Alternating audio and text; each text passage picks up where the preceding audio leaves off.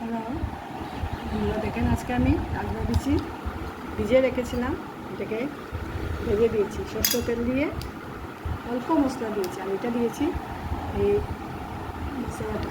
এটা দিলে কত টেস্টি লাগে, কত